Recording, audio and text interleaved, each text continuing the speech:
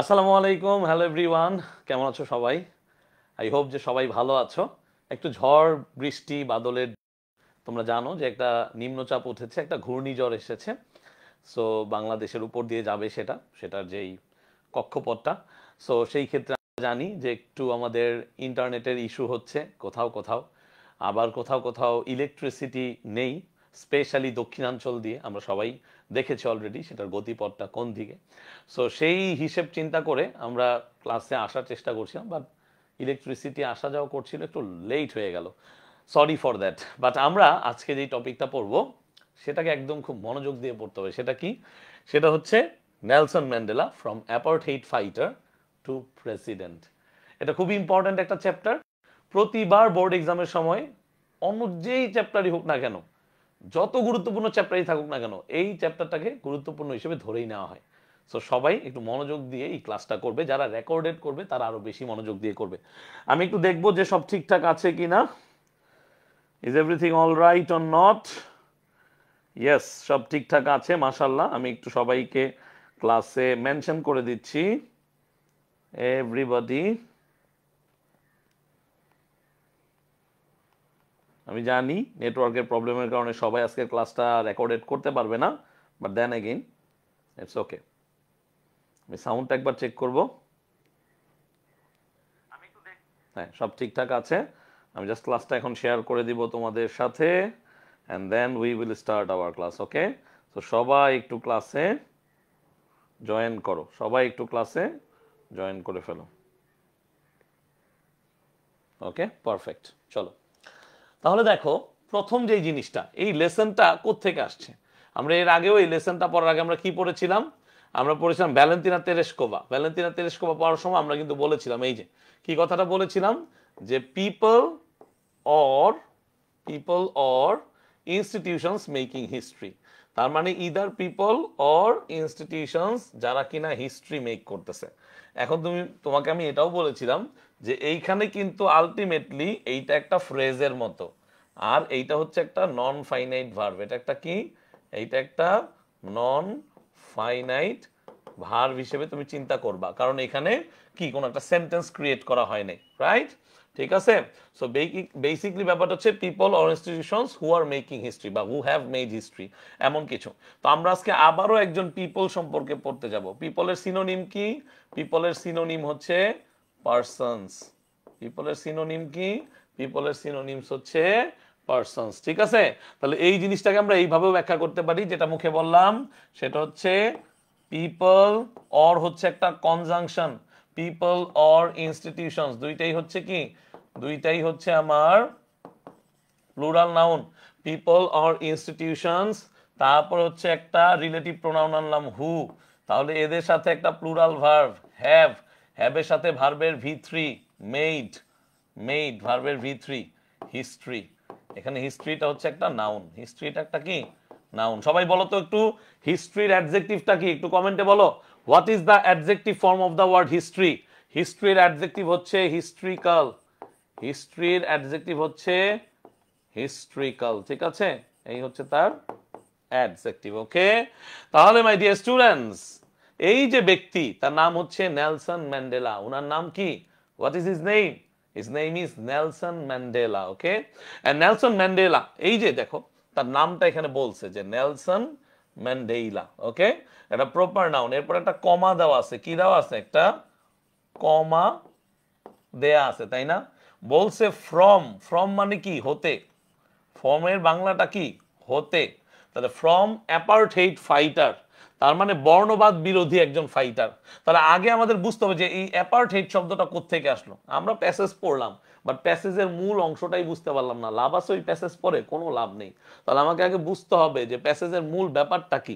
প্যাসেজের মূল ব্যাপারটা হচ্ছে এখানে এই অ্যাপার্থেইড কথাটা নিয়ে, বর্ণবাদ, বর্ণবাদী যেই ব্যাপারটা আছে, বর্ণবাদ। ঠিক আছে, তাহলে এইখানে অ্যাপার্থেইডটা এই যে নাউনের পাশে বসায়, এটা এক ধরনের কি আলটিমেটলি নাউন অ্যাডজেক্টিভের মতো আমরা কল্পনা করতে পারি। কি কল্পনা করতে পারি? আমরা এটাকে একটা নাউন অ্যাডজেক্টিভের মতো কল্পনা করতে পারি। কেন কল্পনা করতে পারি?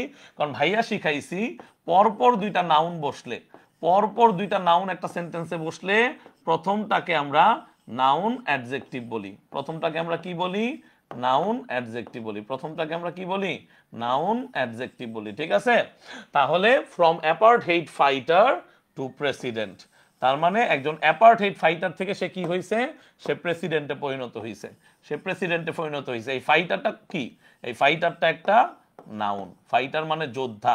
কোত্থেকে আসছে এই যোদ্ধা, ফাইট থেকে আসছে, ফাইট, ফাইট, ফাইটের সাথে ইয়ার সাফিক্স যোগ করো, এটা একটা সাফিক্স, তোমরা ক্লাস 9-10-এ পড়ছো, ক্লাস 9-10-এ পড়ছো সাফিক্স প্রিফিক্স। তাহলে এই ফাইটের সাথে ইয়ার যোগ করে নাউনে পরিণত হয়েছে, ফাইটার। কি হয়েছে, ফাইটার, যেটা একটা নাউন, এটা একটা ভার্ব। বুঝতে পারছো সবাই, মনে থাকবে এই অংশটুকু। তাছাড়া তার একটা জিনিস আছে, সেটা কি, ওয়ার্কার, ওয়ার্কার, ওয়ার্ক হচ্ছে ভার্ব, ওয়ার্ক হচ্ছে ভার্ব, তার সাথে ইয়ার যোগ করো, তাহলে সেটা কি হয়, ওয়ার্কার হয়, তাহলে সেটা কি হয়, ওয়ার্কার হয়। বুঝতে পারছো সবাই, বলো বুঝতে পারছো। তাহলে Nelson Mandela from apartheid fighter to president. So basically Nelson Mandela south আফ্রিকায় জন্মগ্রহণ করেছিলেন। সাউথ আফ্রিকা হচ্ছে একটা আফ্রিকান কান্ট্রি, এবং আফ্রিকানরা কেমন সেটা তোমরা জানো, এটা আল্লাহর সৃষ্টি, স্রষ্টার সৃষ্টি। তুমি যেই ধর্মেরই হও, যেই বর্ণেরই হও, যেই গোত্রের হও, যাই হও না কেন, তুমি জানো যে একজন সৃষ্টিকর্তা আছেন, তোমার একজন সৃষ্টিকর্তা আছেন, আমার একজন সৃষ্টিকর্তা আছেন। তাহলে তারাই সৃষ্টি করেছেন। আমরা আফ্রিকার মানুষদেরকে ব্ল্যাক পিপল বলে অভিহিত করি, অনেক সময় এই জিনিসটা রেসিজমে চলে যায়। তোমরা জানো, say no to racism. Football খেলা কারা কারা দেখো, বলো আমাকে কমেন্টে বলো, কারা কারা ফুটবল খেলা দেখো। সে নো টু রেসিজম, ফুটবলে সবসময় এই কথাটা লেখা থাকে। সো আমাদেরকে বুঝতে হবে যে এখানে কি বোঝাচ্ছে, say no to racism. Racism মানে হচ্ছে এই বর্ণবাদ, এই অ্যাপার্টহেইড রেসিজম সেম জিনিস, অ্যাপার্টহেইড রেসিজম এটা একই জিনিস, সিনোনিমাস, সিনোনিমাস। তাহলে আফ্রিকার কান্ট্রিগুলোতে রেসিজম আসবে কেন, কারণ সেখানেও কিছু ফিউশন হয়েছে, ফিউশন হওয়ার কারণে সেখানেও শ্বেতাঙ্গ মানে সাদা চামড়ার লোক আছে। কারণ তুমি জানো আফ্রিকার বেশিরভাগ দেশগুলো কলোনিয়াল ছিল। কলোনিয়াল বুঝো, মানে তাদের উপর অত্যাচার করছে। যেমন আমাদের উপর প্রায় 200 বছর ব্রিটিশরা কি করেছে, অত্যাচার করেছে না। তারা এই দেশের নরনারী সবাইকে অত্যাচার করেছে, শোষণ করেছে, সব ক্ষেত্রে শোষণ করেছে। সো এই যে কলোনিয়াল যে ব্যাপারটা, এই জন্য কিন্তু ব্ল্যাকের সাথে এই শ্বেতাঙ্গদের একটা ফিউশন হয়েছে, দ্যাটস ট্রু, মানে এটাকে তুমি ইগনোর করতে পারবে না।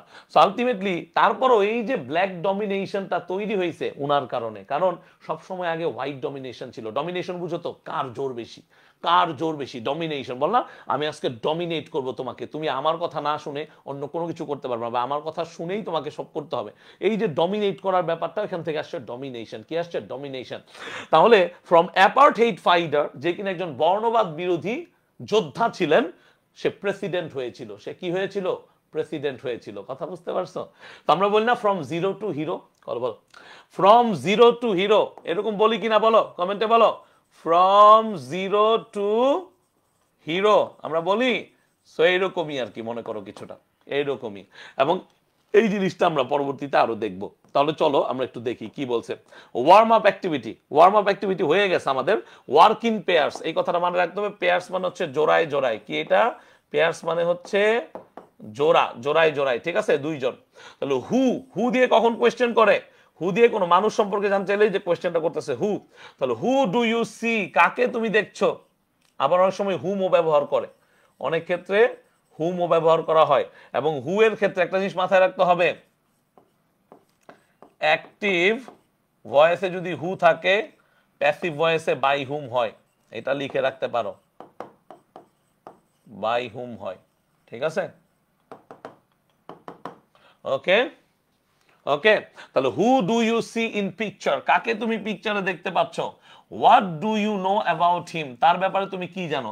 এখন অনেকে আমার প্রশ্ন করে, ভাইয়া এই যে এখানে নো অ্যাবাউট আছে, কথাটা বুঝছো, নো অ্যাবাউট আছে, আপনি তো বলেন ভার্বের পরে প্রিপোজিশন হতে পারে না। বুঝছো আমার কথাগুলো কি বলে। আমি প্রায় সময় তোমাদেরকে বলি কিছু জিনিস লিখতে। ফর এক্সাম্পল, আমি তোমাদেরকে বলি যে ডিসকাস অ্যাবাউট, এটা ভুল। আমি তোমাদেরকে বলি ডিসকাস অ্যাবাউট, এটা ভুল। বরং আমরা এইটা সঠিক ধরি বা এইটাকে কারেক্ট ধরি, সেটা হচ্ছে কি, ডিসকাশন অ্যাবাউট অথবা ডিসকাশন অন। আমরা যখন দ্য স্টোরি অফ শিল্পী পড়বো, আমাদের একটা প্যাসেজ আছে দ্য স্টোরি অফ শিল্পী অ্যাডোলসেন্স নামক চ্যাপ্টারে বা ইউনিটে, সেখানে আমরা এগুলো পড়বো আবার। তাহলে আমরা বলি ডিসকাস অ্যাবাউট ভুল। কেন বলি, কারণ এই ডিসকাস একটা ভার্ব, এই একটা স্পেশাল ভার্ব। এর মানে হচ্ছে কি, এর মানে হচ্ছে টু টক অ্যাবাউট। এর মানে কি, এর মানে হচ্ছে টু টক অ্যাবাউট, এর মানে হচ্ছে টু টু টক অ্যাবাউট। বলো বুঝতে পারছো? তাই নো অ্যাবাউট বললে যে ভুল হবে তা না, সব ভার্বের ক্ষেত্রে এটা খাটে না, সব ভার্বের ক্ষেত্রে এটা খাটে না। এই ব্যাপারগুলো বুঝতে হবে। এই জিনিসগুলো তোমরা কেন নেও না মাথায়? তোমাদেরকে আমি যখন জিজ্ঞাসা করি টু স্কুল, তোমরা কি বলো? তোমরা বলো ভাইয়া স্কুল তো একটা ভার্ব। কেন? এই বোকা ছেলে মেয়ে কেন? আমরা তো একটা সিচুয়েশন জানি, টু হচ্ছে একটা প্রিপোজিশন। তাহলে প্রিপোজিশনের পরে কি বসতে পারে? প্রিপোজিশনের পরে নাউনও বসতে পারে, প্রোনাউন বসতে পারে, নাউন ফ্রেজ বসতে পারে, যে কোনো কিছু বসতে পারে, তাই না? তাহলে এইটা কেন ভার্ব হবে? এটা তো অ্যাকচুয়ালি একটা নাউন। সব সময় কেন তুমি এই ইনফিনিটিভের চক্করে পড়ে থাকো? টু প্লাস ভার্বের বেস ফর্ম ইকুয়ালস ইনফিনিটিভ। এইটার সিচুয়েশন তো আলাদা, এইটার সিচুয়েশন আলাদা, বুঝতে হবে, ঠিক আছে? তাহলে ডিসকাস অ্যাবাউট হয় না, কিন্তু নো অ্যাবাউট হতে পারে, ঠিক আছে? What do you know about him, তার ব্যাপারে কি জানো? এই যে হিম, এই হিমটা কি? খাতায় লিখো, খাতায় লিখো। এই হিমটা হচ্ছে অবজেক্টিভ প্রোনাউন। এখানে কেন হিম হলো, হার কেন হলো না? তার কারণ নেলসন ম্যান্ডেলা একজন মেল, সে ফিমেল না। নেলসন ম্যান্ডেলা একজন মেল, সে ফিমেল না, এই জন্য এখানে হিম হয়েছে। এই ব্যাপারগুলো শিখতে হবে তোমাদের, ঠিক আছে? তাহলে এখন তোমাকে একটা কথা বলেছে, রিড দ্য টেক্সট। কি বলেছে? তোমাকে বলেছে রিড দ্য টেক্সট, এই টেক্সটটা পড়ো। Read the text, noun, text হচ্ছে একটা নাউন। এই টেক্সটের অ্যাডজেক্টিভ হচ্ছে টেক্সচুয়াল। এই টেক্সটের অ্যাডজেক্টিভ হচ্ছে টেক্সচুয়াল, ঠিক আছে? যা যা পড়াচ্ছি, যা যা বলতেছি ক্লাসে, এগুলোই কাজে লাগবে ইনশাল্লাহ, এগুলোই কাজে লাগবে ইনশাল্লাহ, যদি যদি তোমরা মনোযোগ দাও, যদি তোমরা মনোযোগ দাও। আর যদি মনোযোগ না দাও, তাহলে সারা দিন পড়লেও কোনো কাজে লাগবে না। একদম লিখিত কথা, সারা দিন পড়লেও কোনো কাজে লাগবে না, ঠিক আছে? সারা দিন পড়লেও কোনো কাজে লাগবে না। মনে থাকবে কথাগুলো? ভাইয়ের কথাগুলো মনে থাকবে? ওকে। ওয়ার্কটা নাউন নাকি? না ভাইয়া, ওয়ার্ক কেন নাউন হবে? ওয়ার্ক একটা ভার্ব বাবা, ওয়ার্ক একটা ভার্ব, আমি তো লিখেই দিলাম, ঠিক আছে? বোঝা গেছে?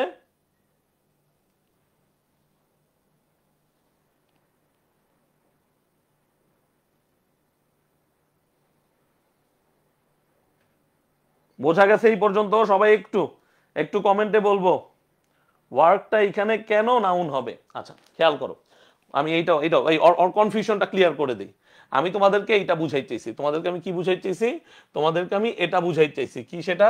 সেটা হচ্ছে ভার্বের সাথে, ভার্বের সাথে অনেক সময় ইয়ার যোগ করে নাউন তৈরি করা যায়। আমি তোমাদেরকে এটা বুঝাই চাইছি। এবং এটা তোমরা সাফিক্স প্রিফিক্সে পড়ছো, এটাকে বলা হয় সাফিক্স। কোন একটা শব্দের পরে একটা শব্দাংশ, শব্দের অংশ বসলে সেটাকে সাফিক্স বলে, আর আগে বসলে সেটাকে প্রিফিক্স বলে। তাহলে পরে বসছে তাই এটা একটা সাফিক্স। তাহলে এরকম একটা ভার্ব, মনে করো এমপ্লয়, এমপ্লয় হচ্ছে একটা ভার্ব। এমপ্লয় মানে কর্মসংস্থান করে দেওয়ার ব্যাপার স্যাপার। এমপ্লয়মেন্ট হচ্ছে নাউন, এমপ্লয় হচ্ছে একটা কি ভার্ব। এর সাথে ইয়ার যোগ করে হয়ে যায় কি এমপ্লয়ার, এটা একটা নাউন। তার মানে তুমি ধরো একটা কোম্পানিতে চাকরি করো, কোম্পানির কি থাকে? বস থাকে। এই বস হচ্ছে সেই এমপ্লয়ার, এই বস হচ্ছে সেই এমপ্লয়ার, ঠিক আছে? এছাড়া এমপ্লয়মেন্ট আবার একটা কি নাউন, এমপ্লয়মেন্ট একটা নাউন। তবে এইভাবে ওয়ার্ক শব্দটা, ওয়ার্ক শব্দটাও কিন্তু একটা নাউন হতে পারে। কেমন কেমন কেমন? আমি যদি বলি যে I love his work, I, আমি একটা সেন্টেন্সে বললাম, দেখো এটাই আসে, এটা ভর্তি পরীক্ষায় আসে। ভর্তি পরীক্ষা এইভাবে আসবে, আই লাভ হিজ ওয়ার্ক, আমি তার কাজ পছন্দ করি। আই লাভ হিজ ওয়ার্ক, আমি তার কাজ পছন্দ করি। এই যে যখনই আমি বলতেছি আমি তার কাজ পছন্দ করি, আই লাভ হিজ ওয়ার্ক, তখনই তুমি বুঝতে পারতেছো এখানে সেন্টেন্সে একটা পরিবর্তন আসতেছে। কি পরিবর্তন আসতেছে? ভাইয়া সব সময় পড়াইছেন যে এই যে এটা নাউন হওয়ার কারণটা কি? তার কারণ হচ্ছে এই পজেসিভ। পজেসিভের পরে একটা শব্দ থাকলে সেটা সবসময় নাউন হয়। পজেসিভের পরে একটা শব্দ থাকলে সেটা সবসময় নাউন হয়। ওয়ার্ক হচ্ছে একটা আনকাউন্টেবল নাউন এইখানে, ঠিক আছে? আই লাভ হিজ ওয়ার্ক, ওকে। কিন্তু আমি যদি বলি, খেয়াল করো, he works hard, he works hard, এই ক্ষেত্রে ওয়ার্কসটা হচ্ছে আমার ভার্ব, এটা আমার থার্ড পারসন সিঙ্গুলার নাম্বার, তার সাথে ভার্বের প্রেজেন্ট ফর্ম, আর হার্ড হচ্ছে একটা অ্যাডভার্ব। বুঝছো? তো কিভাবে কাজ করে? He works hard. কোন ম্যানারে কাজ করে? He works hard. হার্ডটা হচ্ছে অ্যাডভার্ব অফ ম্যানার। ওকে, তাহলে চলো আমরা পড়া শুরু করি তার সম্পর্কে কি বলছে। এটা হচ্ছে জোহানেসবার্গ। জোহানেসবার্গ হচ্ছে সাউথ আফ্রিকার একটা শহর। জোহানেসবার্গ হচ্ছে সাউথ আফ্রিকার একটা শহর। এরকম অনেক শহর আছে সাউথ আফ্রিকায়। কি আছে? জোহানেসবার্গ আছে, ওরা জোবার্গ বলে। যারা সাউথ আফ্রিকান তারা এটাকে জোবার্গ বলে। আমার এখনো মনে আছে এই জোহানেসবার্গ শব্দটা বাংলাদেশের ক্রিকেটের সাথে জড়িত। কেন? বাংলাদেশের ক্রিকেট ইতিহাসে একটা অসাধারণ টি-20 ম্যাচ যেটা বাংলাদেশ জিতেছিল ওয়েস্ট ইন্ডিজের সাথে। কার সাথে?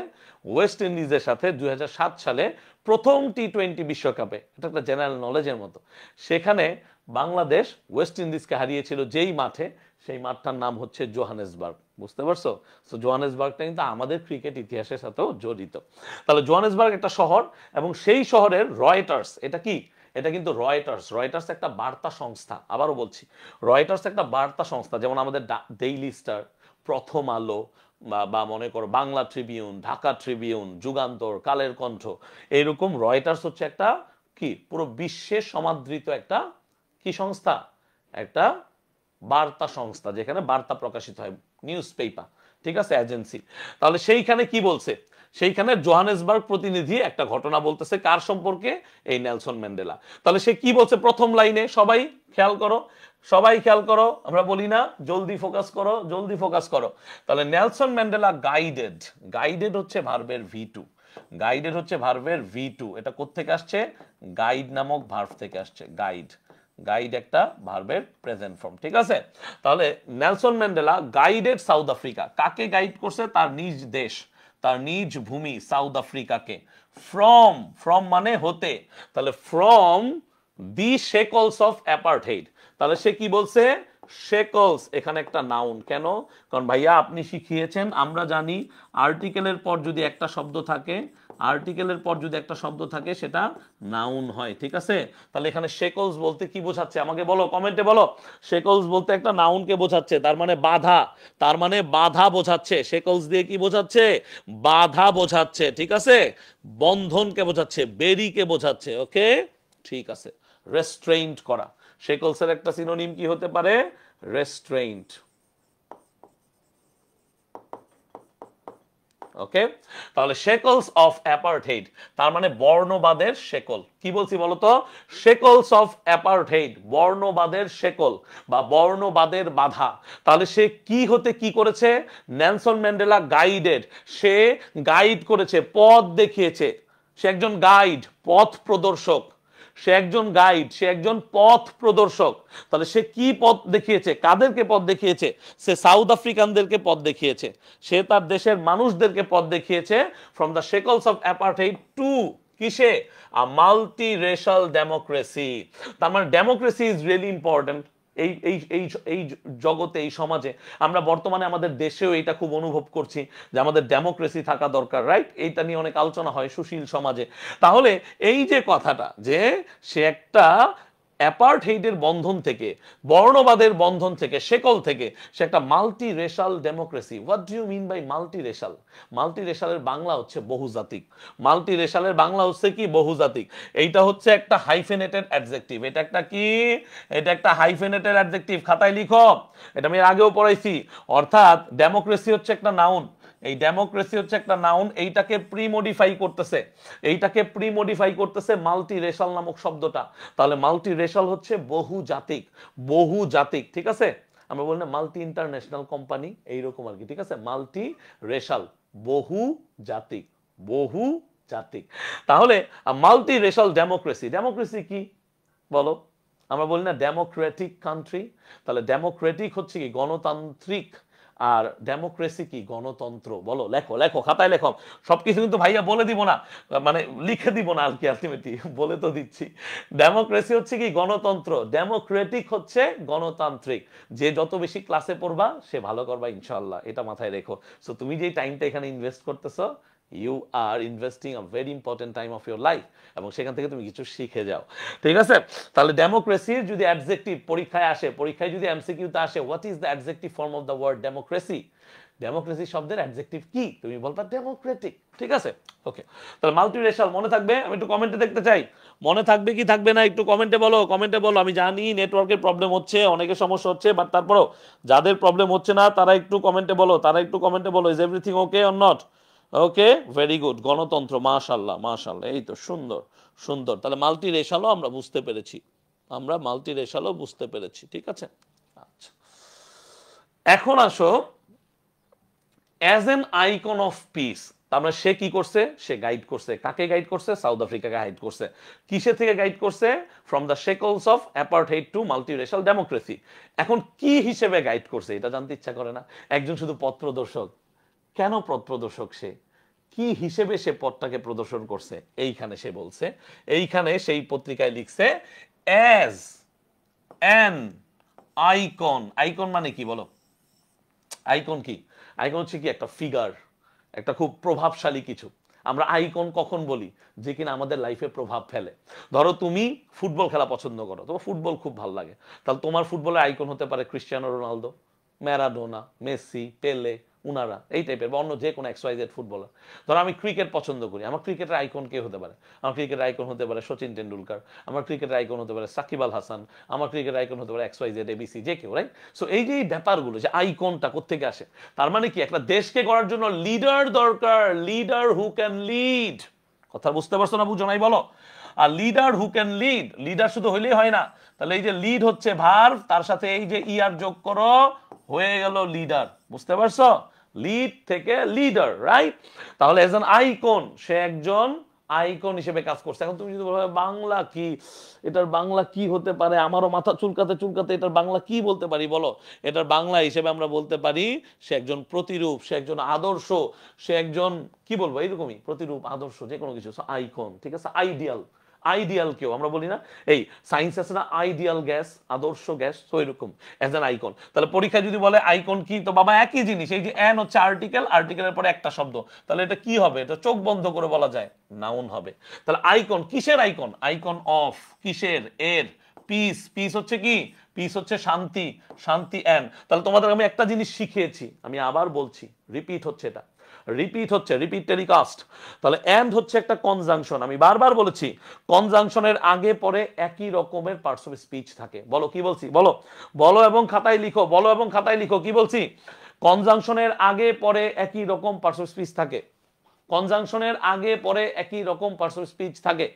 কনজাংশনের আগে পরে, কনজাংশনের আগে পরে একই রকম পার্টস অফ স্পিচ থাকে।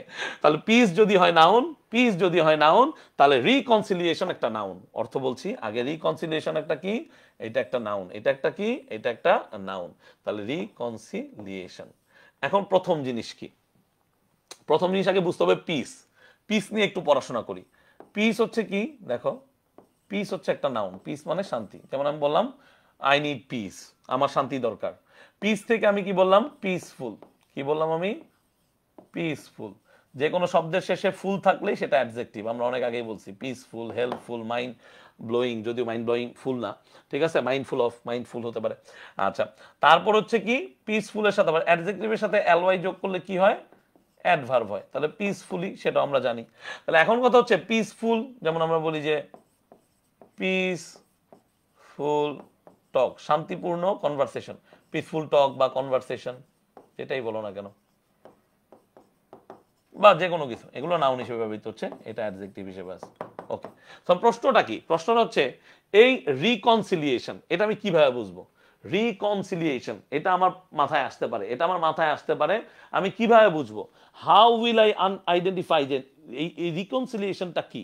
তাহলে পিস যেখানে শান্তি, পিস যেখানে শান্তি, সেখানে রিকনসিলিয়েশনটা কি হতে পারে? রিকনসিলিয়েশনটা হচ্ছে এক ধরনের পুনর্মিলন, সম্প্রীতি। কি বলছি বলো? এক ধরনের পুনর্মিলন, সম্প্রীতি। এবং এটা পরীক্ষায় আসতে পারে, এইটা পরীক্ষায় আসতে পারে একাডেমিক, মানে এইচএসসি ইংলিশে, তোমাদের কুইজ পরীক্ষায় আসতে পারে, তোমাদের মনে করো টার্ম পরীক্ষায় আসতে পারে। তাহলে রিকনসিলিয়েশনের সিনোনিমটা কি? একে তো এটার নাম হচ্ছে কি? সম্প্রীতি। এটাও শান্তি, এটা সম্প্রীতি অর্থে বেশি ব্যবহৃত হয়। তাহলে এখানে দেখো, এটা সিনোনিম হচ্ছে অ্যাকর্ড, সিনোনিম হচ্ছে অ্যাকর্ড, হারমোনি, হারমোনি। আর এটার অ্যান্টোনিম কি? এটার অ্যান্টোনিম এএনটি, অ্যান্টোনিম হচ্ছে ডিসকর্ড, যেটার ভিতরে তোমরা ফ্রেন্ডদের সাথে কি করো? যেটার ভিতরে তোমরা ফ্রেন্ডদের সাথে বিভেদ তৈরি করো। অথচ দেখো, মানে ব্যাপারটা কি দেখো, ডিসকর্ড শব্দটা কি বলো? ডিসকর্ড শব্দটা কার বিপরীত? ডিসকর্ড শব্দটা হচ্ছে শান্তির বিপরীত। অদ্ভুত না? আমরা একটা অ্যাপস ব্যবহার করি না, ডিসকর্ড, তোমরাও ব্যবহার করো ডিসকর্ড। তাহলে একটু চিন্তা করো, এগুলো হচ্ছে ইনোভেশন, ইনোভেটিভ থিঙ্কিং। যে আমার রিকনসিলিয়েশন, সম্প্রীতি, শান্তি, সদ্ভাব, একই রকম কথা। এর সিনোনিম হচ্ছে অ্যাকর্ড আর কি? হারমোনি, হারমোনি, শান্তি, অ্যাকর্ড, মিলন, পুনর্মিলন, একত্র থাকা। তাহলে ডিসকর্ড কি? দ্বন্দ্ব, দ্বন্দ্ব।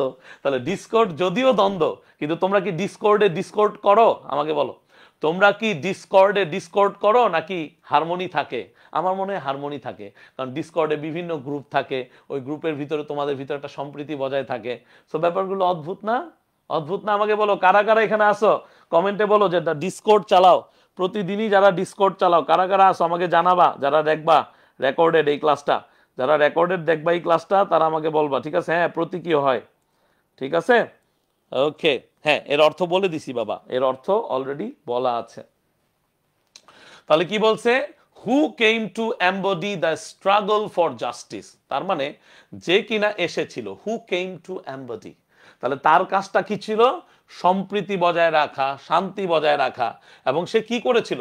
সে আলটিমেটলি এসেছিল, হু কেম, সে এসেছিল, হু কেম টু এম্বডি, এই যে ইনফিনিটিভের ব্যবহার, ইনফিনিটিভের ব্যবহার, এম্বডি এখানে একটা ভার্ব, এম্বডি এখানে একটা verb, to embody the struggle, the struggle, struggle হচ্ছে নাউন, এখানে স্ট্রাগল হচ্ছে কি? নাউন। তাহলে who came to embody the struggle for justice around the world. তাহলে অ্যারাউন্ড দ্য ওয়ার্ল্ড মানে কি? পুরো পৃথিবী জুড়ে। অ্যারাউন্ড দ্য ওয়ার্ল্ড মানে কি? পুরো পৃথিবী জুড়ে। এখানে অ্যারাউন্ডটা কি? এখানে অ্যারাউন্ডটা একটা প্রিপোজিশন, এখানে অ্যারাউন্ডটা কি? একটা প্রিপোজিশন, ঠিক আছে? তাহলে এখানে দুইটা জিনিস বুঝতে হবে। আবারও বলতে শোনো, প্রত্যেকটা লাইন বারবার পড়াই দিচ্ছি যেন আর পড়তে না হয়। এই ক্লাস দেখার পর আর জীবনও পড়তে না হয়, পুরো এইচএসসি লাইফ না, অ্যাডমিশন লাইফে আর পড়তে না হয়। তাহলে দেখো কি বলছি, তাহলে বলছি যে এই জিনিসটাকে আমি ছোট করি। দেখো কতগুলো প্রশ্ন আসছে। নেলসন ম্যান্ডেলা কাকে গাইড করছে? সাউথ আফ্রিকাকে। কোন দেশকে? কি হতে? From the shackles of apartheid. Shackles of apartheid মানে কি? শেকলস অফ অ্যাপার্টহেড মানে কি? শেকলস অফ অ্যাপার্টহেড হচ্ছে, বলো আমার সাথে সাথে বলো, শুনতেছি না, I can't hear you guys. Apartheid হচ্ছে কি? বর্ণবাদ। শেকলস কি? বন্ধন, বাধা। তাহলে কি? বর্ণবাদের শেকল থেকে বা বাধা থেকে। কোথায়? টু মাল্টি রেশাল ডেমোক্রেসি, তার মানে বহু জাগতিক যেই গণতন্ত্র আছে, বা বহু জাগতিক না বলে বহুজাতিক বলে ভালো হয়, জাগতিক ওয়ার্ডটা ভুল, বহুজাতিক যে গণতন্ত্র সেখানে নিয়ে আসছে। অর্থাৎ সবাই সমানভাবে সব জায়গায় অংশগ্রহণ করতে পারবে। আরো একটা সহজ উদাহরণ দেই, যারা ক্রিকেট খেলা দেখো, তোমরা জানো ক্রিকেট বিশ্বকাপ হচ্ছে পুরো পৃথিবীতে, এটা মোটামুটি মোটামুটি একটা একটা অংশ জানে। এবং ক্রিকেট বিশ্বকাপে গতকাল একটা সেমিফাইনাল হয়েছে, সেই সেমিফাইনাল ছিল সাউথ আফ্রিকা বনাম অস্ট্রেলিয়া। এবং সেই সাউথ আফ্রিকা টিমে এখনো এই শ্বেতাঙ্গ আর কৃষ্ণাঙ্গ এই দুই ধরনের কোরামের একটা নির্দিষ্ট ভাগ থাকে, যে এত পার্সেন্ট কৃষ্ণাঙ্গ প্লেয়ার খেলবে, এত পার্সেন্ট শ্বেতাঙ্গ প্লেয়ার খেলবে। কথাটা বুঝাইতে পারছি তো? ওদের একটা ক্যাপ্টেন আছে টেম্বা বাভুমা।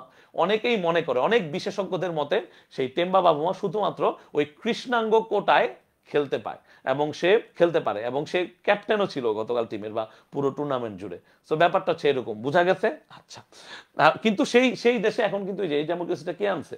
উনি আনছে। কি হিসেবে সে কাজ করছে? অ্যাজ অ্যান আইকন, একজন প্রতীক হিসেবে, একজন প্রতিমূর্তি হিসেবে। কিসের প্রতিমূর্তি হিসেবে? পিস। পিস মানে কি? শান্তি। রিকনসিলিয়েশন মানে সম্প্রীতি। আচ্ছা, হু কেম টু এম্বডি, তাহলে এখানে এম্বডি মানে কি? সবাইকে আপন করে নেওয়া। বুঝতে পারছো?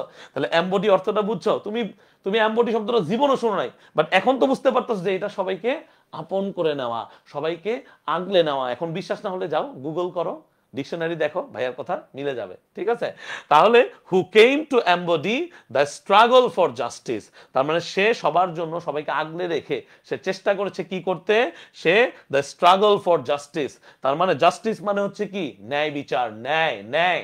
তাহলে ন্যায়ের জন্য সে কি করেছে? সে সংগ্রাম করেছে। স্ট্রাগল মানে সংগ্রাম। বলো বুঝা গেছে? বলো কমেন্টে বলো বুঝা গেছে? বুঝা গেছে। তার মানে শব্দ সবসময় তুমি কিন্তু ডিরেক্ট অর্থ মুখস্থ করে বুঝবা না, তোমাকে চিন্তা করে করে বুঝতে হবে। যারা যত বেশি চিন্তা করে বুঝবে তারা কি করতে পারবে? তারা ভালো করতে পারবে। ঠিক আছে, কথাটা বুঝতে পারতেছো? তাহলে এমবডি এখানে আমরা যেমন বলি যে অঙ্গীভূত করা অথবা কাউকে আগলে রাখা বা বাস্তব রূপ ধারণ করা, তার মানে সে কি করছে? সে রিয়েলাইজ করছে, সে ম্যানিফেস্ট করছে। কথা বুঝতে পারছো না বুঝো নাই? বলো বুঝতে পারছো না বুঝো নাই?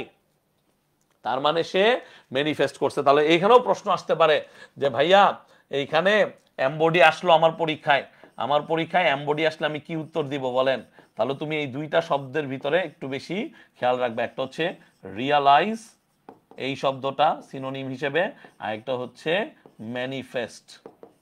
একটা হচ্ছে কি ম্যানিফেস্ট। মনে থাকবে, মনে থাকবে সবার, বলো। ওকে, আমি একটু কমেন্ট দেখবো, দ্রুত দ্রুত আমাকে একটু জানাও। বোঝা গেছে, বোঝা গেছে, বোঝা গেছে ডে স্টুডেন্ট, বোঝা গেছে? আচ্ছা, আরেকটা শব্দ আমরা কি পেলাম? আরেকটা শব্দ পেলাম জাস্টিস। জাস্টিস মানে লফুলনেস, ফেয়ারনেস, ইম্পার্শিয়ালিটি। এগুলো তো সব পারো তোমরা, এগুলো তো তোমাদের পারা উচিত। তাহলে জাস্টিসের সিনোনিম হিসেবে তুমি কি পাবা? লফুলনেস, ফেয়ারনেস, ইম্পার্শিয়ালিটি। খুব ইম্পর্টেন্ট ওয়ার্ডটা, তাই না? ইম্পার্শিয়ালিটি, যেটা আমাদের সবার লাইফে দরকার। ইম্পার্শিয়ালিটি। সো এইভাবে চিন্তা করতে হবে। ওকে, ঠিক আছে? Okay, perfect. Thank you very much যারা আসো, thank you very much answer দেওয়ার জন্য। হ্যাঁ, রিয়ালাইজ মানে তো বুঝতে পারা। আচ্ছা, এই যে বুঝলা না ব্যাপারটা। হ্যাঁ, ফাইনাইট ভার্ব কিনা বোঝাচ্ছি। এই দুইটা প্রশ্নের উত্তর দিচ্ছি। কেম ফাইনাইট ভার্ব কিনা এবং রিয়ালাইজ অনুধাবন করা। তা আমি কি বুঝাইছি? টু এমবডি মানে অঙ্গীভূত করা, একত্রিত করা। এর মানে টু আন্ডারস্ট্যান্ডও। শোনো, একটা শব্দের একাধিক অর্থ থাকে। আরে আসো আমি বলি, একটা শব্দের একাধিক অর্থ থাকে। তোমাদেরকে তো পড়াইছি তো। ধরো আমি বললাম তোমাকে বৃষ্টি আসতেছে, ক্লোজ দ্য ডোর, কারণ বৃষ্টির পানি ভিতরে ঢুকে যেতে পারে। আবার বললাম যে he is my close friend, he is my close friend. এখন শব্দ হিসেবে ক্লোজ মানে হচ্ছে কি? কোনো কিছু বন্ধ করা, আমরা জানি। Open close, open the door, close the door, open close. আমরা এইভাবেই চিন্তা করে থাকি, আমরা এইভাবেই চিন্তা করি। কিন্তু এই যে ক্লোজনেস বা ক্লোজ, যে কারো সাথে একটা সম্পর্ককে বোঝায়, সম্পর্কটা কেমন হয়? যে আমার খুব ঘনিষ্ঠ বন্ধু, ক্লোজ একটা অ্যাডজেক্টিভ হিসেবেও বসতে পারে। এটা কি আমরা জানি? এটা আমাদের জানা উচিত না, বলতো? তাহলে ক্লোজ শব্দটা ভার্ব হিসেবেও বসে, আবার অ্যাডজেক্টিভ হিসেবেও বসে, আবার অ্যাডভার্ব হিসেবেও বসতে পারে। এটা একটা পরীক্ষায় আসছে। Let me tell you dear students, এটা একটা পরীক্ষায় আসছে। কোন পরীক্ষায় আসছে? এটা প্রাইমারি অ্যাডমিশন টেস্টে আসছিল। একটা প্রাইমারি অ্যাডমিশন টেস্টে আসছিল যে হি কেম ক্লোজ টু মি। কি আসছিল? হি কেম ক্লোজ টু মি। কথা বুঝতে পারছো কি বলছি? হি কেম ক্লোজ টু মি। তখন আবার দেখো কি হয়েছে, এই যে দেখো আমি সেন্টেন্সটা লিখে দিচ্ছি।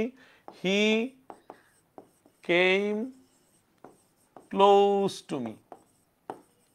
তার মানে এই যে ভার্বটা, এই ভার্বটাকে পোস্ট মডিফাই করতেছে এই ওয়ার্ড ক্লোজ। সে আমার কাছে এসেছিল, তার মানে এটা এক ধরনের ম্যানার, অ্যাডভার্ব অফ ম্যানার। তাহলে এই ক্লোজটা তখন অ্যাডভার্ব। বুঝতে পারছো ব্যাপারটা? সো একইভাবে এখানে যখন এমবডি আমি বলতেছি, টু এমবডি জিনিসটা ম্যানিফেস্ট করা, রিয়েলাইজ করা, অঙ্গীভূত করা। আচ্ছা, তুমি কখন কাউকে আগলে রাখো বলো? দেখো, শিখতে হবে। আমি এই জিনিসগুলোকে সময় দিতে চাই। তাড়াহুড়ো করে পড়াই গেলাম, প্রশ্নের উত্তর বোঝালাম না, বা তুমি বুঝলা না, কেউই বুঝলো না, লাভ নেই আমাদের। আমরা বুঝি, বুঝে বুঝে আগায় অনেক দূর যেতে পারবো। তাহলে তুমি ঠান্ডা মাথায় চিন্তা করলাম, বলছি যে অঙ্গীভূত করা মানে ব্যাপারটাকে বুঝতে পারা। তাহলে কাউকে তুমি কখন আগলে রাখো? তুমি কি এমনি এমনি কাউকে আগলে রাখো? তার প্রতি তোমার টান আছে, এক, তাকে তুমি বুঝতে চাও বা তাকে তোমার বোঝা হয়েছে এমন। ব্যাপারটা এরকম না? আমাকে বল, ব্যাপারটা এরকম কিনা? এই হচ্ছে কথাটা। সে তার দেশকে আগলে রাখতে চাইছে এবং সে আন্ডারস্ট্যান্ড করছে যে the struggle for justice around the world, এবং সে চেষ্টা করছে এই জন্য যে সে তার দেশকে আগলে রেখে পুরো পৃথিবীতে, অ্যারাউন্ড দ্য ওয়ার্ল্ড, সে কি করছে? সে স্ট্রাগল করে গেছে, সে সংগ্রাম করে গেছে ন্যায় বিচারের জন্য, যাতে করে সাউথ আফ্রিকান যেই ব্ল্যাক পিপল আছে প্লাস হোয়াইট পিপল, তারা সবাই যেন ন্যায় বিচার পায়। এই পর্যন্ত বোঝা গেছে? তারপর আমি কেইমে আসতেছি। এই যে খুব সুন্দর কোয়েশ্চেন করেছো, আই লাইক ইট। তাহলে এখন কেইমটা কি, ফাইনাইট নাকি নন ফাইনাইট ভার্ব? তাহলে প্রথম প্রশ্ন হচ্ছে, এখানে এই সেন্টেন্সটা অনেক বড় একটা সেন্টেন্স, তাই না? এই বড় একটা সেন্টেন্সের ভিতরে নেলসন ম্যান্ডেলা গাইডেড, এইটা হচ্ছে প্রথম ফাইনাইট ভার্ব। ওকে, এইটা হচ্ছে প্রথম ফাইনাইট ভার্ব। তারপর কি বলছে? কমা, কমার পরে বলছে as an icon of peace and reconciliation who came to embody the struggle. তাহলে টু এমবডি যদি আমি ইনফিনিটিভ হিসেবে ধরি, তাহলে এইটা একটা নন ফাইনাইট ভার্ব। এখন প্রশ্ন আসে, তাহলে কেম কি? তাহলে কেম অবশ্যই কি হতে পারে বলো? কেম কি হতে পারে? কেম হতে পারে একটা ফাইনাইট ভার্ব। এই অংশটার জন্য আমি কি বুঝাইতে পারছি? এই ক্লজটার জন্য, এই পার্টিকুলার বাক্যাংশের জন্য। ঠিক আছে? তাহলে যদি আমার টু এমবডিটা ইনফিনিটিভ হয়, এটা একটা non finite verb. Non finite verb কি কি? IGP, infinitive. বলো বলো আমার সাথে বলো, ইনফিনিটিভ, জেরান, প্রেজেন্ট আর পাস্ট পার্টিসিপল। তাহলে এটা হইতেই পারে, অস্বাভাবিক কিছু না। তাহলে তোমাকে চিন্তা করতে হবে। The more you will think, the more you will understand. Okay, ঠিক আছে। বোঝা গেছে? তারপরে অংশ আসো। পরের অংশে কি বলছে? পরের অংশ বলছে ইমপ্রিজন ফর, খুব ইম্পর্টেন্ট। ইমপ্রিজন এখানে একটা অ্যাডজেক্টিভের মতো কাজ করছে। কিসের মতো কাজ করছে? অ্যাডজেক্টিভ। এখন তুমি বলতে পারো ভাই কিভাবে অ্যাডজেক্টিভ? আমি তোমাদেরকে বহু আগে পড়াইছি, বারবার পড়াচ্ছি, বারবার বলে যাব। ভি3 আর ভিআইএনজি এই দুইটা ফরম্যাটে অ্যাডজেক্টিভ হতে পারে। অ্যাডজেক্টিভ এই দুইটা ফরম্যাটে হতে পারে, ঠিক আছে? এবং প্রিজন হচ্ছে নাউন। প্রিজন হচ্ছে নাউন, এটা বিসিএস এ আসছিল, বিসিএস পরীক্ষায়, ঠিক আছে? ইমপ্রিজন এটা একটা ভার্ব, ইমপ্রিজন একটা ভার্ব। বলছিল প্রিজনের ভার্ব ফর্ম কোনটা? ইমপ্রিজন, ঠিক আছে? অ্যাডমিশন টেস্টও আসে। তাহলে ইমপ্রিজন মানে বন্দি থাকা, বন্দিত্ব অবস্থা, বন্দি দশা। বলেন একটা গান আছে, আমি বন্দি কারাগারে, একটা গান আছে, যাই হোক। সো এই যে ইমপ্রিজন, ইমপ্রিজন মানে বন্দি দশা, বন্দি দশা, বন্দিত্ব। তাহলে ইমপ্রিজন ফর নিয়ারলি 3 decades, খুব ইম্পর্টেন্ট, খুব important, decade. What do you mean by decade? তাহলে ইমপ্রিজন ফর তার মানে বন্দি থাকা অবস্থায়, নিয়ারলি প্রায়, প্রায় 3 decades, তার মানে 3 হচ্ছে অ্যাডজেক্টিভ, নিয়ারলি অ্যাডভার্ব, ডিকেডস হচ্ছে একটা প্লুরাল নাউন। ডিকেড থেকে ডিকেডস 10 বছর। আমরা বলি এক এক ডিকেডে কি 10 বছর। কথা বুঝতে পারছো? আমি তোমাদের কমেন্ট পাচ্ছি না কেন? এই বাচ্চারা কোথায়? Let me see, let me see. এই কোথায় সবাই? সবাই কোথায়? সবাই কোথায় আছো? হ্যাঁ বলো, বুঝতে পারছো? ডিকেইড মানে কি বুঝতে পারছো? একটু কমেন্টে বলো, নাহলে আমি বুঝতেছি না যে তোমরা কমেন্ট আসতেছে না স্ক্রিনে। I am extremely sorry. তাহলে ডিকেইড মানে কি বুঝতে পারছো সবাই? Thank you. তাহলে ডিকেড মানে ভাইয়া কি বলছি? 10 বছর। তাহলে কেউ যদি জিজ্ঞেস করে ডিকেড কি, তুমি সুন্দর মতো উত্তর দিবা, শোনো সবকিছু স্মার্টলি উত্তর দিতে হবে। তাহলে তুমি বলবা ডিকেড হচ্ছে, ইংলিশ টু ইংলিশে বলবা, আ পিরিয়ড, আ পিরিয়ড অফ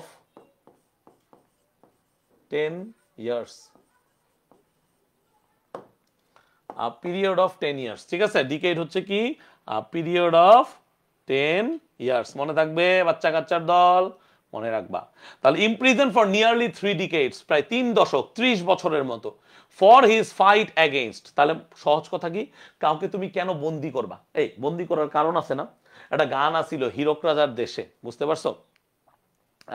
মানে ওই গানটার ভিতরে এমন ছিল যে আসলে যারা কষ্ট করে কৃষকরা ফসল ফলায় তারাই না খেয়ে থাকে, আর যারা হচ্ছে এই যে এই কৃষকদের উপর অত্যাচার করে তারা সোনার সিংহাসনে বসে।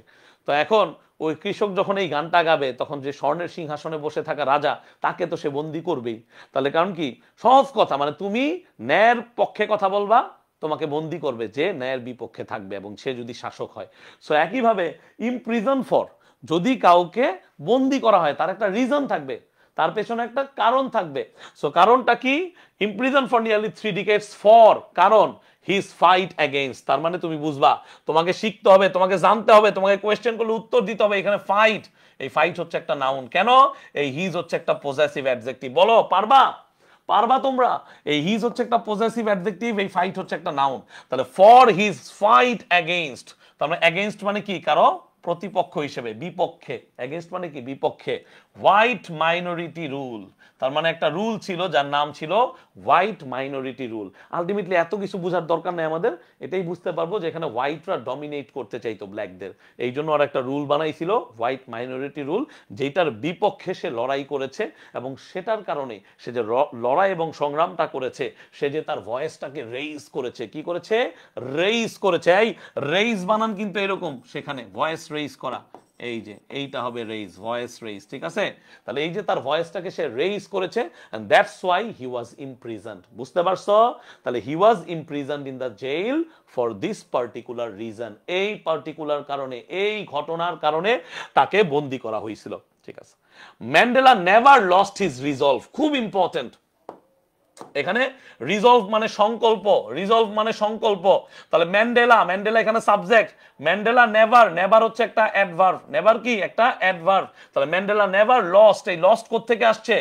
এই লস্ট আসছে লুজ থেকে। এই দেখো লুজ হচ্ছে একটা ভার্ব, লুজ ভার্বের V1, এখান থেকে আসছে হচ্ছে লস্ট, লস্ট হচ্ছে ভার্বের V2। তার মানে ম্যান্ডেলা কখনো নেভার লস্ট, হারায়নি, পাস্ট ইভেন্ট পাস্ট।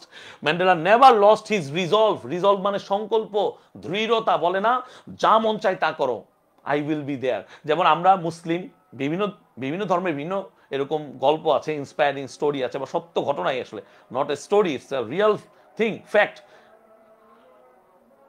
সেই ফ্যাক্টটা আমি একটু বলি, আজানের বিরতিতে যাব। সেই ফ্যাক্টটা হচ্ছে যে ধরো কোনো কোনো ক্ষেত্রে আমরা শুনে থাকি যে এমন দৃঢ় সংকল্পে আছে, নামাজ পড়তেছে, নামাজের মধ্যে তাকে অ্যাটাক করছে একজন সাহাবী, তাকে অ্যাটাক করা হয়েছে, সাহাবীকে শত্রুরা অ্যাটাক করার পর সেই সাহাবী নামাজ শেষ না করা পর্যন্ত সে লুটায় পড়ে নাই, সে নামাজ শেষ করার পর সে মৃত্যুতে লুটিয়ে পড়ছে। এমনও আছে তো কি সে নামাজটা আদায় করে যাবে, তার ফরজ নামাজটা আদায় করে যেতে হবে তার। এই হচ্ছে সেই সংকল্প বা দৃঢ়তা। একইভাবে আমরা দেখেছি নেলসন ম্যান্ডেলা তার দেশবাসীকে সে কি দিতে চায়, জাস্টিস দিতে চায়, এই জন্য তার সংকল্প, তার যে দৃঢ়তা, সে কখনো সেখানে দমে যায়নি, সেটা তার কখনো কমে যায়নি। So Mandela never lost his resolve to fight. এই টু ফাইট হচ্ছে একটা কি বলো, এই টু ফাইট একটা non finite verb. Non finite verb কেন? কারণ লস্ট হচ্ছে একটা ফাইনাইট ভার্ব, লস্ট একটা ফাইনাইট ভার্ব, এটা হচ্ছে নন ফাইনাইট ভার্ব। তাহলে never lost his resolve to fight for his people's emancipation. তার মানে কেন, ওই যে প্রত্যেকটা কেনর আগে ফর, প্রত্যেকটা রিজনের আগে প্রিপোজিশন ফর, প্রত্যেকটা রিজনের আগে প্রিপোজিশন ফর বসে, দেখছো? তাহলে never lost his resolve to fight for his people's, তার তার দেশের যে মানুষ আছে, পিপলস, অ্যাপোস্ট্রোপিয়াস, পিপলস, পজেসিভ প্রোনাউন। তাহলে এই যে পজেসিভ নাউন, এখানে যেহেতু পিপল একটা নাউন, পিপল হচ্ছে কি পারসনস, প্লুরাল নাউন, পড়িয়েছি একদম ক্লাসের শুরুতে। তাহলে পিপলের মানে মানুষের, তাহলে পিপলস ইমানসিপেশন, ইমানসিপেশন মানে কি বলো, ইন্ডিপেন্ডেন্স, স্বাধীনতা, মুক্তি, ফ্রিডম। তাহলে ইমানসিপেশনের সিনোনিম কি? ফ্রিডম, ইন্ডিপেন্ডেন্স, স্বাধীনতা। ইমানসিপেশন একটা নাউন। আমরা সেকেন্ড পার্ট শুরু করব এখান থেকে। Thank you very much. নামাজের বিরতিতে যাচ্ছি আমরা, 20 মিনিট পর ক্লাসটা আবার শুরু করে দিব, সবাই চলে আসবা। আল্লাহ হাফেজ।